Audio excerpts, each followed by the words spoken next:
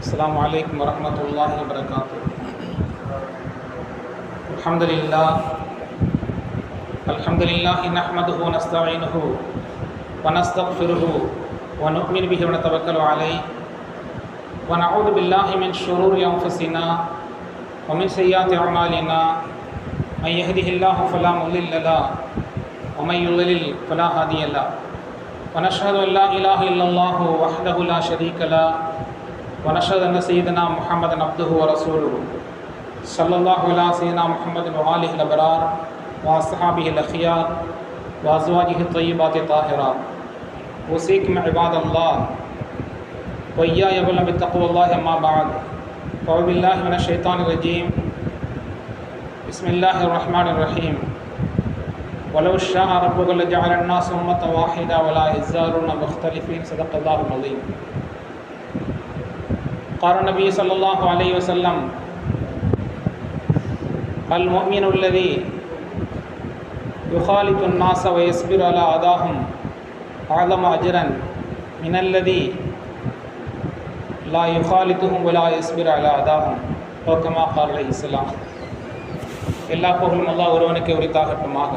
ஸலாத்தும் சாந்தியும் நமது உயிரினும் மேலான தலைவர் கண்மணி முஹம்மது ரசூலுல்லாஹி ஸல்லல்லாஹு அலைஹி வஸல்லம் அன்னவர்கள் மீதிலும், அன்னவர்களை பின்பற்றிய சத்திய சஹாபாக்கள், தாபிஈன்கள், தபா தாபிஈன்கள், இறைநேசர்கள், குறிப்பாக இங்கே அமர்ந்திருக்கக்கூடிய நம்மவர்கள் அனைவர்கள் மீதிலும் என்றென்றும் உண்டாகட்டுமாக.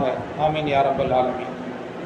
கண்ணியத்திற்கு மிகுந்த மேன்மைக்கும் உரித்தான பெரியோர்களே, அல்லாஹுவின் நல்லடியார்களே, அருமை நாயகம் முஹம்மது ரசூலுல்லாஹி ஸல்லல்லாஹு அலைஹி வஸல்லம் அன்னவர்களின் பாக்கியம் நிறைந்த உம்மத்மார்களே, அல்லாஹு தஆலா தன்னுடைய மேலான பொருத்தத்தினை பெற்ற சாலிஹீன்களின் கூட்டத்தில் நம்மை எல்லாம் கபூல் செய்தல் புரிவானாக. கண்ணியத்திற்குரியவர்களே, அல்லாஹு தஆலா மனிதர்களுக்கு மத்தியில் முக தோற்றத்திலே வேறுபாடுகளை வைத்திருப்பதை போல, அவருடைய கை ரேகைகளிலே வேறுபாடுகளை வைத்திருப்பதை போல, சிந்தனைகளிலேயும் ஒரு விஷயம் குறித்த கருத்து பரிமாற்றத்திலேயும் வேறுபாடுகளை வைத்தான். ஒரு ஊராக இருக்கட்டும், அல்லது ஒரு ஜமாத்தாக இருக்கட்டும், அல்லது ஒரு குடும்பமாக இருக்கட்டும், ஒரு விஷயம் குறித்து அல்லது ஒரு நிகழ்வு குறித்து ஒருவருக்கு ஏற்படக்கூடிய சிந்தனையிலிருந்து இன்னொருவருக்கு மாறுபடுகிறது.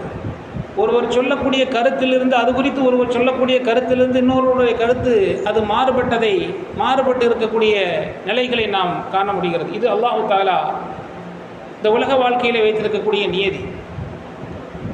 ஆக உயர்வான நபிமார்கள் தொட்டு சாதாரணமாக கடைக்கோடியில் இருக்கக்கூடிய சாமானியர்கள் வரை இது மாதிரியான கருத்து வேறுபாடுகளை நடைமுறையிலே கொண்ட ஒரு நிகழ்வை நம்மால் காண முடியும். உதாரணமாக நபி ஸல்லல்லாஹு அலைஹி வஸல்லம் அவர்கள் வரலாற்றிலே உஹது போர்க்களத்தை நாமெல்லாம் கேள்விப்பட்டிருப்போம்.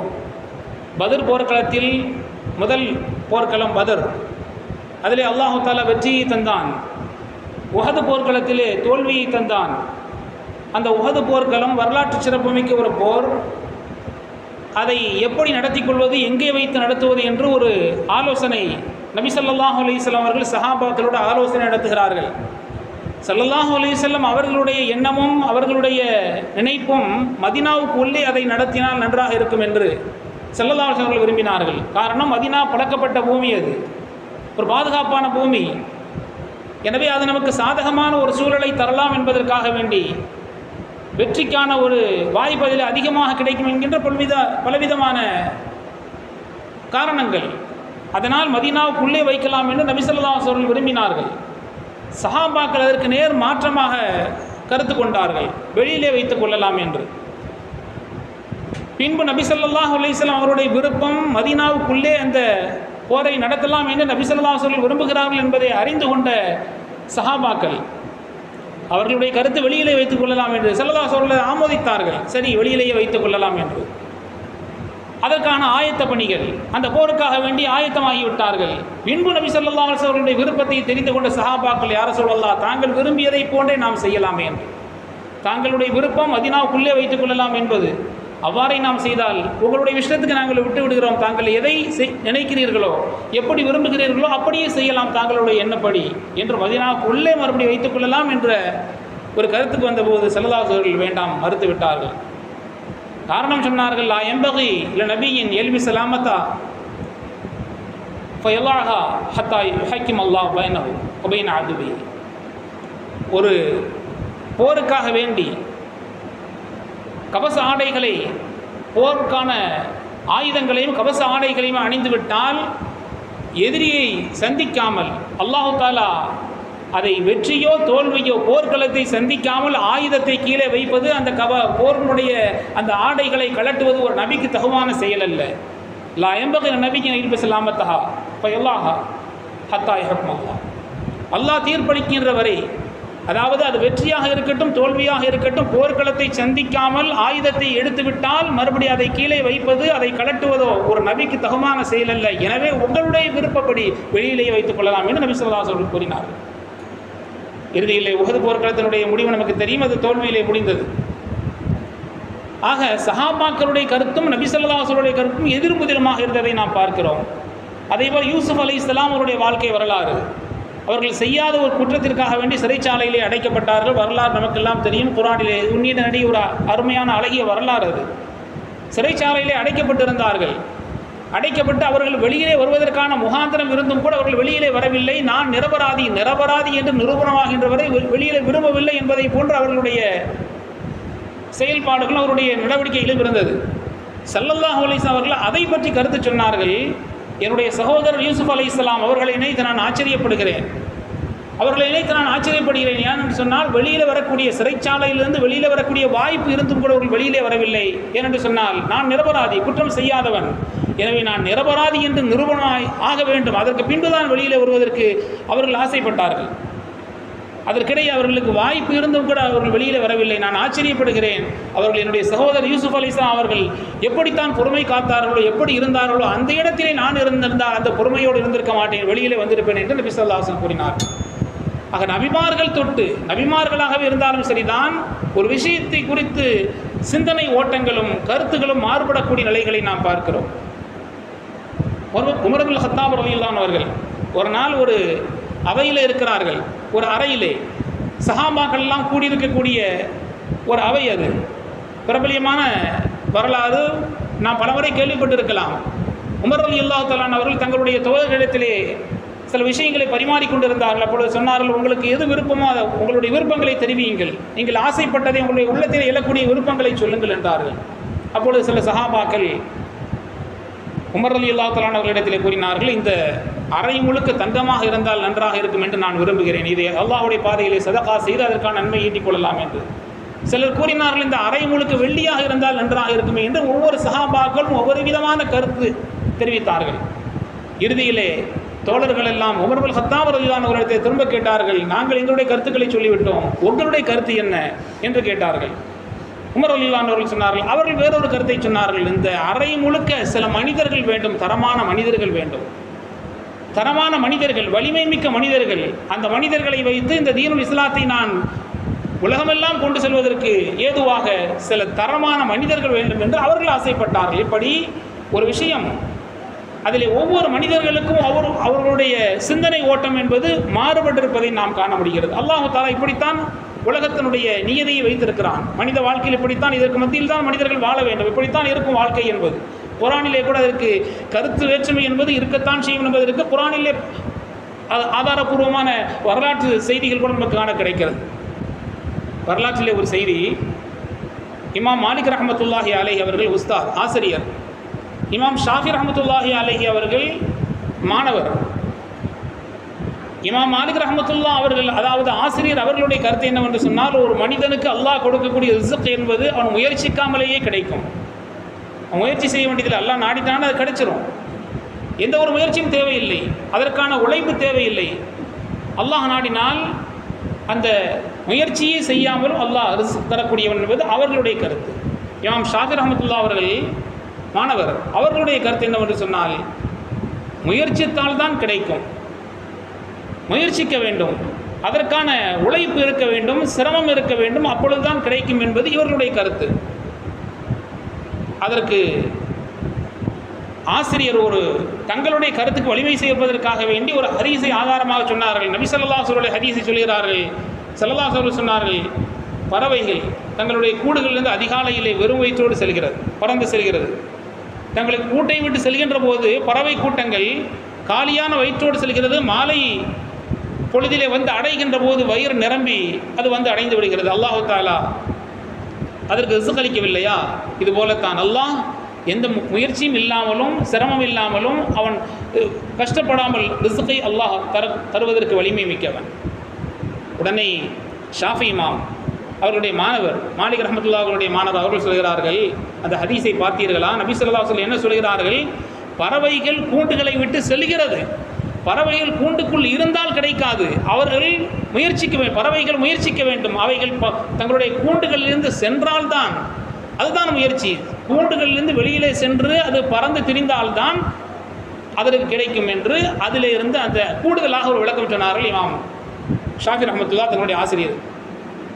இன்னும் தங்களுடைய அந்த கருத்திற்கு, தங்களுடைய உஸ்தாதனுடைய கருத்திலிருந்து மாறுபட்ட கருத்து, அவர்கள் முயற்சி இல்லாமலே கிடைக்கும் என்று. இவருடைய கருத்து முயற்சிக்க வேண்டும், உழைக்க வேண்டும் என்பது மாணவர் ஷாஃபி ரஹ்மத்துல்லாஹ்வுடைய கருத்து. அதனுடைய கருத்துக்கு வலு சேர்ப்பதற்கு இன்னொரு சந்தர்ப்பத்தை எதிர்பார்த்து கொண்டிருந்தார்கள். ஒரு நாள் வீதியிலே சென்று கொண்டு இருக்கின்ற போது ஒரு வயதான ஒரு மனிதர் ஒரு சுமையை தூக்கி கொண்டு செல்கிறார். அவரால் சுமக்க முடியவில்லை. நான் உங்களுக்கு உதவி செய்யட்டுமா என்று கேட்டார்கள் இமாம் ஷாஃபி ரஹ்மத்துல்லாஹ். உதவி செய்தால் எனக்கு ஏதாவது நீங்கள் கூலி தருவீர்களா என்று சில பல பேரித்தங்கனிகளுக்கு பேசி முடிக்கப்பட்டு அந்த பெரியவருடைய சுமையை இமாம் ஷாஃபி ரஹ்மத்துல்லாஹ் அவர்கள் தூக்கி செல்கிறார்கள். தூக்கி சென்றால் அவர்கள் சில பேரித்தங்கனிகளை ஊதியமாக கூலியாக கொடுக்கிறார்கள்.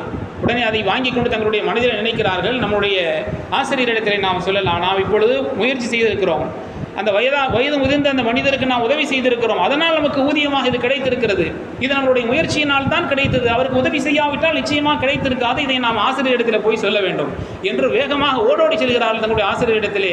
என்னுடைய ஆசான் அவர்களே, பார்த்தீர்களா, நான் ஒருவருக்கு உதவி செய்தேன், என்னுடைய முயற்சியினால், நான் செய்த உதவியினால் எனக்கு கிடைத்த இந்த பேரித்தங்கனிகள், இது உழைப்பினால் தான், முயற்சியினால் தான் கிடைக்கும், நான் முயற்சி செய்யாவிட்டால், அவருக்கு நான் உதவாவிட்டால் நிச்சயமாக இது கிடைத்திருக்காது அல்லவா என்றபோது, ஆசான் அல்லவா, ஆசிரியர் அல்லவா, சிரித்துக்கொண்டே அதை சாப்பிட்டு கொண்டு, நீங்களும் சாப்பிடுங்கள் என்று தன்னுடைய ஆசிரியர் கொடுத்த போது வாங்கி சிரித்துக்கொண்டே சாப்பிட்டு சொன்னார்கள், நீ முயற்சி செய்ததால் கிடைத்தது, உனக்கு முயற்சி செய்து அல்லாஹ் கொடுத்தான், ஆனால் எனக்கு நீ கொண்டு வந்து தந்து விட்டாய், நான் என்னுடைய இடத்துல தான் அமைதியாக இருக்கேன், நான் எந்த முயற்சி எடுக்கலை, எனக்கு கிடைக்கவில்லையா என்று அப்படியும் தங்களுடைய கருத்திலே அழுத்தமாக இருந்து கொண்டு அந்த எந்த முயற்சியும் இல்லாமலும் அல்லாஹ் கொடுப்பான் என்பதற்கு தங்களுடைய கருத்தை அழுத்தமாக சொன்னார்கள்.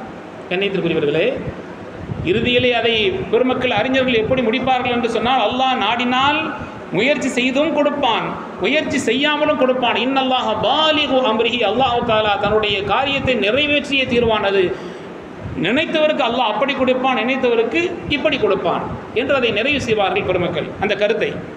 கண்ணியத்திற்குரியவர்களே, ஆக கருத்து வேறுபாடுகள் என்பது உலகத்தில் இருக்கும். ஆனால் அந்த கருத்து வேறுபாடு ஆரோக்கியமாக இருக்க வேண்டும். அறிவு வளர்ச்சிக்கும், நம்மளுடைய மார்க்கத்தினுடைய வளர்ச்சிக்கும், நம்முடைய வாழ்வினுடைய முன்னேற்றத்திற்கு காரணமாக இருந்தால் அது வரவேற்க தகுந்தது.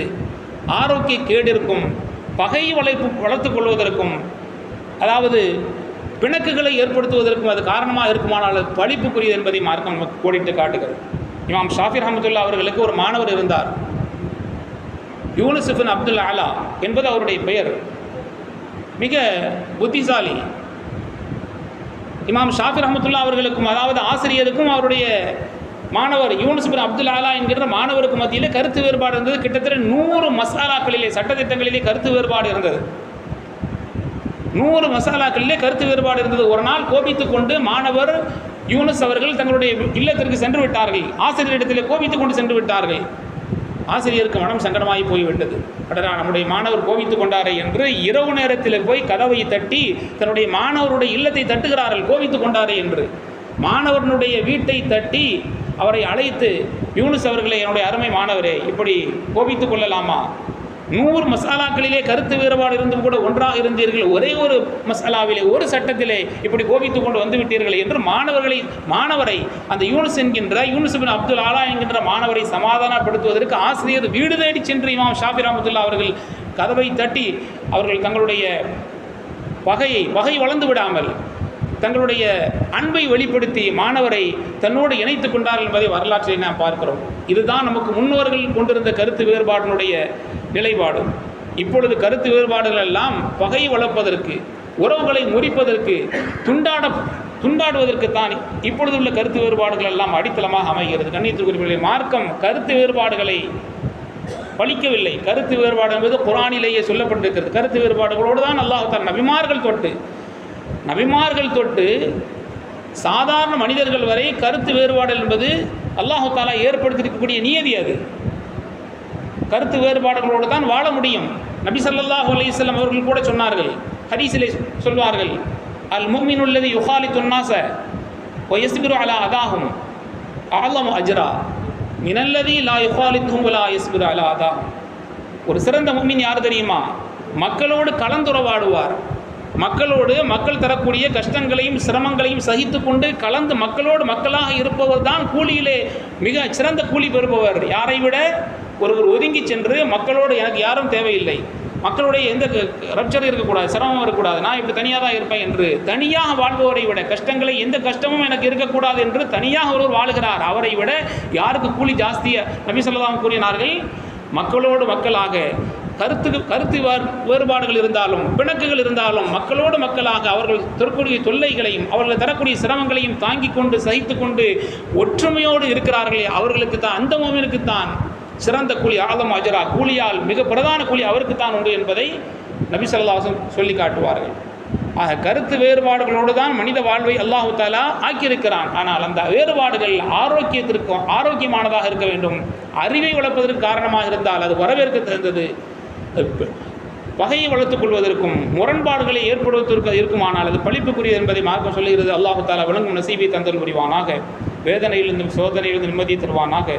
நீண்ட நெடிய நாட்கள் நோய் நொடிகள் இல்லாமல் உடல் ஆரோக்கியத்தோடு மன நிறைவோடு இன்பத்தோடு அல்லாஹ்வை நின்று வணங்கி வழிபட்டு வாழும் நசீபையும் பாக்கியத்தையும் அல்லாஹ் நமக்கும் நம்ம ஈடுநிறுத்த தாயந்தர்கள், மனைவி, மக்கள், உற்றார்